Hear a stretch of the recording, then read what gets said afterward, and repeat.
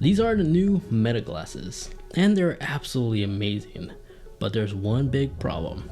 They only comes in 2 sizes.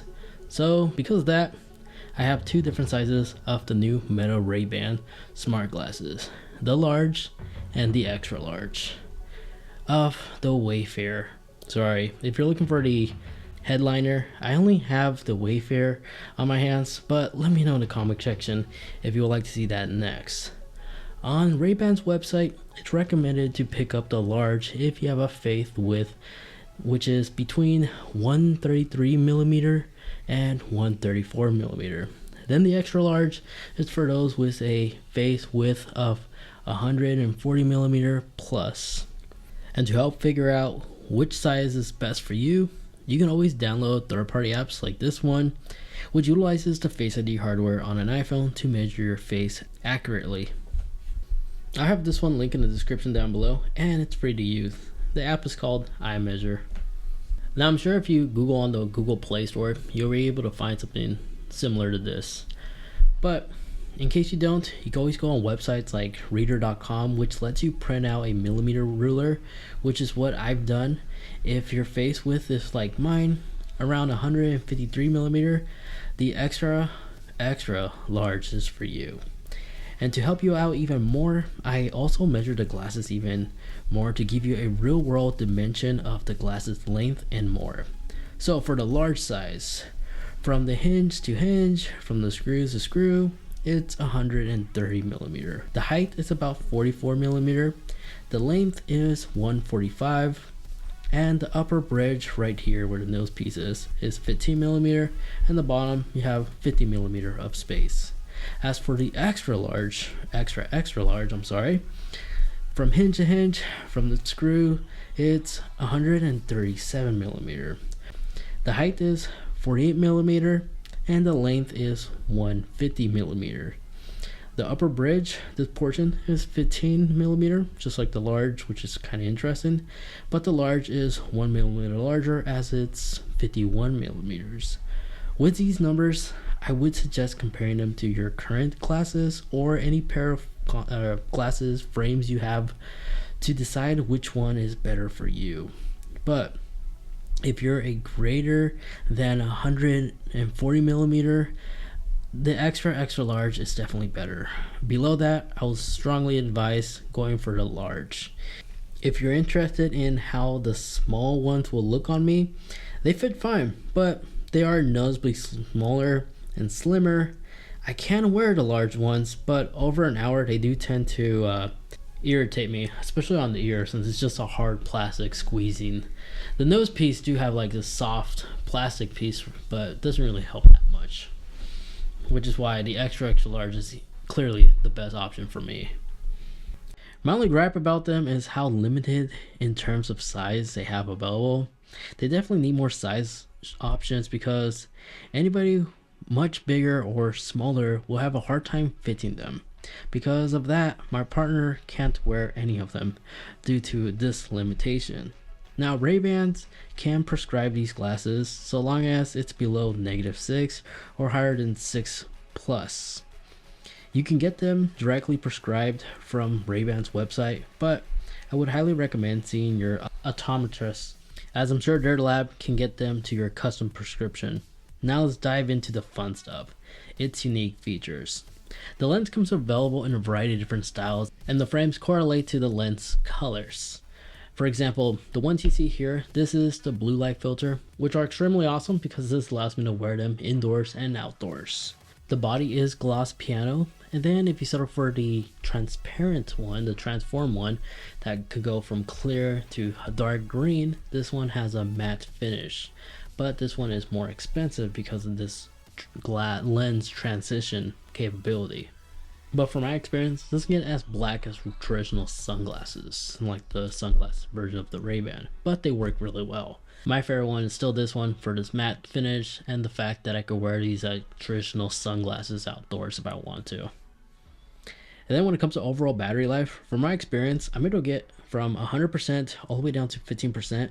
My glasses on average has been able to last close to 6 hours and 30 minutes on average, and they do indeed support fast charging capability. where if I put it back in the case, if I leave it in there for a good 10 minutes, I have well over 40% battery life. But with the case and everything total, it's able to deliver up to 36 hours of playtime. Now the cameras are indeed improved from the previous generation, as these are now 12 megapixel ultra wide cameras with a resolution of 1552 by 2024 at 30 fps. And viewing back the footage, the images, this is usable footage and it's super stable as well. I'm really impressed on the resolution, how the picture and the color contrast of these videos come out to look like. And then you can also take good quality photos as well. Just however, there's no settings to change the aspect ratio of the resolution as well as the photo side of things.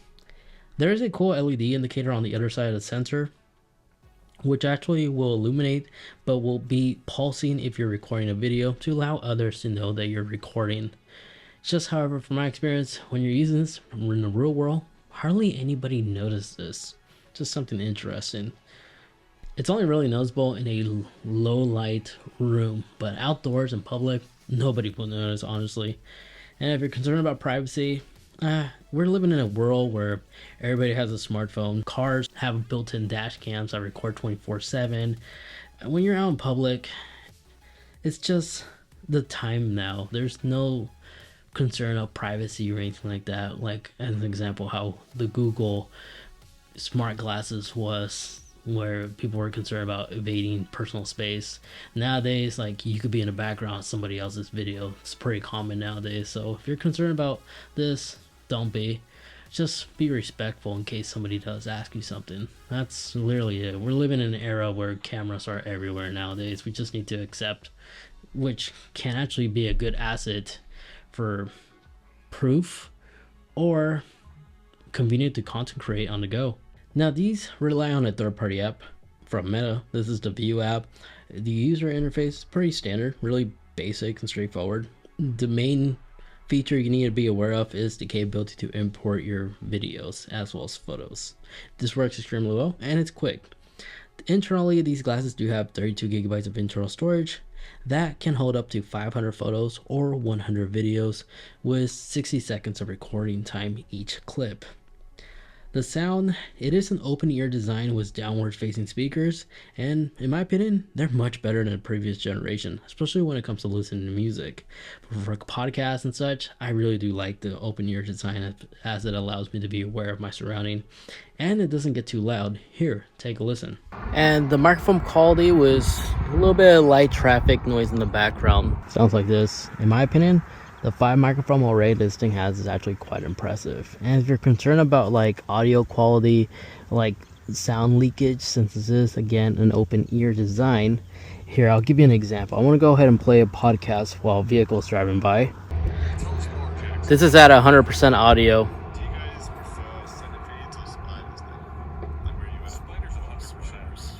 And this is about 50%. Keep in mind I'm pretty close to the microphone as well. So if I step back,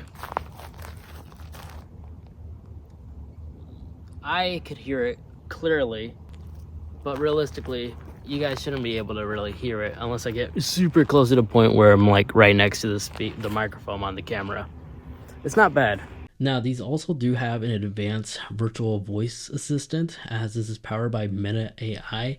And I gotta say, this is much better than what we have with Amazon, Alexa, Siri even, as even if I falsely trigger it, it's smart enough to understand that will automatically go away. Unlike other voice system will just be like, oh, I'm sorry, I didn't quite get that. This one, if you accidentally activate it, and it will understand you're not talking to it, and it will just go away automatically. And then it does an excellent job in answering all kinds of questions. You'll be really surprised. You're literally talking to ChatGPT. So if you're impressed with ChatGPT, you will be impressed with the capability, the answers this thing can answer for you. However, there is about a 2 or 5 second delay of silence, but don't worry. It's really responsive. I don't have any complaints. It's pretty reliable. Now the travel case, it's smaller, way smaller than the first generation as I have right here. And The only complaint I have with this is it's somewhat challenging to get out of the case because sometimes I do smear the lens. Just something I wish Meta improved. But regardless, this is still much more better and compact than the first generation in my opinion. So who are these glasses for? Honestly, this is for tech enthusiasts, as well as GoPro users or content creators. Even anybody who's into the IPX4 lifestyle, as these do have a water and dust resistant rating. So I'm really glad that these glasses do exist, because I'm pretty sure to the right user, these are amazing, especially to those who don't like wearing earbuds, like AirPods or something like that. These are stealthy, and if your workplace doesn't allow you to wear earbuds or something like that as an example, I'm sure you get away wearing these over AirPods. So there you guys have it. Hopefully you guys enjoyed. If you found this video informative and useful and you haven't yet picked up a pair, be sure to use the affiliate link in the description down below, as it will send a small kickback to the channel, which allows me to continue making these type of videos for you guys. If you wish to watch more, check out this video over here where I show you the cool tips and tricks about the Meta Quest 3. This thing is pretty awesome. Thank you so much for watching.